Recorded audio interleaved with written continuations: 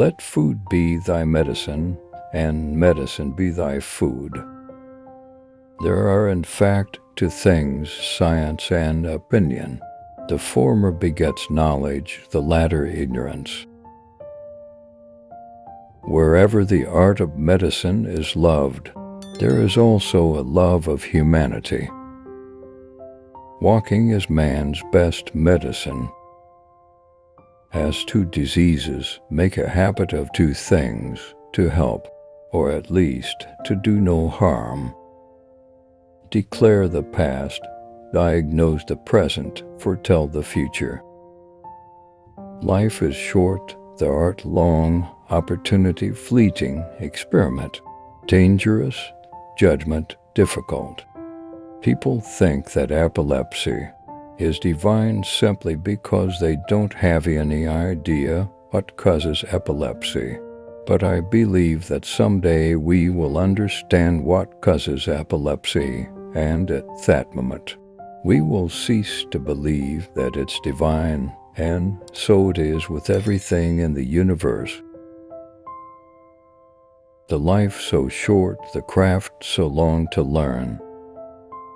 It is far more important to know what person the disease has than what disease the person has. If you are in a bad mood, go for a walk. If you are still in a bad mood, go for another walk. The natural healing force within each of us is the greatest force in getting well. Before you heal someone, ask him if he's willing to give up the things that make him sick. That which is used develops. That which is not used wastes away. A wise man should consider that health is the greatest of human blessings and learn how by his own thought to derive benefit from his illnesses. Healing is a matter of time, but it is sometimes also a matter of opportunity. Extreme remedies are very appropriate for extreme diseases. Natural forces within us are the true healers of disease. The soul is the same in all living creatures, although the body of each is different. The art is long, life is short, opportunity fleeting, experiment dangerous, judgment difficult. If we could give every individual the right amount of nourishment and exercise, not too little and not too much, we would have found the safest way to health. There are, in effect, two things: to know and to believe. One knows. To know is science. To believe one knows is ignorance. Ars longa vita brevis.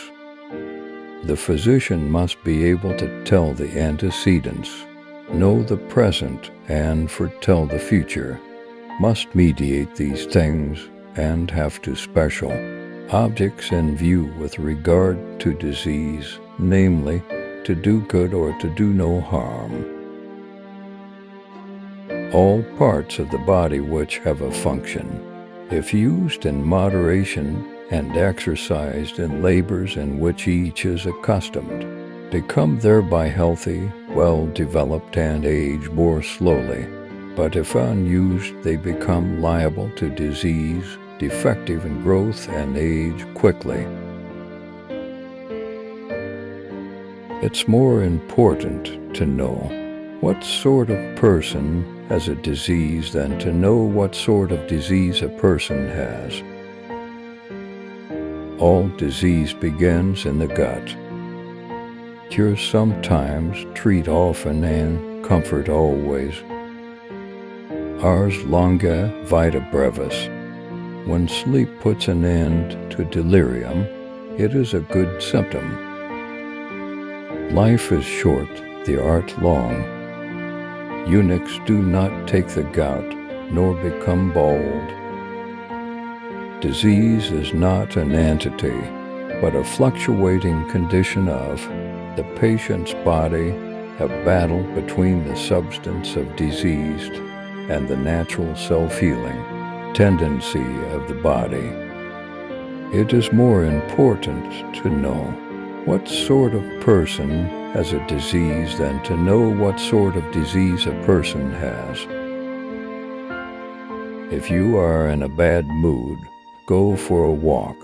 If you are still in a bad mood, go for another walk. For if a man by magical arts and sacrifices will bring down the moon and darken the sun and induce storms or fine weather, I should not believe that there was anything divine but human in these things, provided the power of Thedavine were overpowered by human knowledge and subjected to it. Let food be your medicine. Both sleep and insomnolency, when immoderate, are bad. Persons who have a painful affection in any part of the body, and are in a great measure sensible of the pain, are disordered in intellect. The chief virtue that language can have is clearness, and nothing detracts from its somic as the use of unfamiliar words. In whatever disease sleep is laborious, it is a deadly symptom, but if sleep does good, it is not deadly. Persons in whom a crisis takes place pass the night preceding the paroxysm uncomfortably, but the succeeding night generally more comfortably. What remains in diseases after the crisis is apt to produce relapses. What medicines do not heal, the lance will. What the lance does not heal, fire will. When in a state of hunger, one ought not to undertake labor. All the most acute, most powerful, and most deadly diseases, and those which are most difficult to be understood by the inexperienced, fall upon the brain. In acute diseases it is not quite safe to prognosticate either death or recovery. Life is short, art is long, primum non nocere. But if they called everything divine, which they do not understand, why there would be no end of divine things. Wherever the art of medicine is loved, there is also a love of humanity. Let food be thy medicine, and medicine be thy food.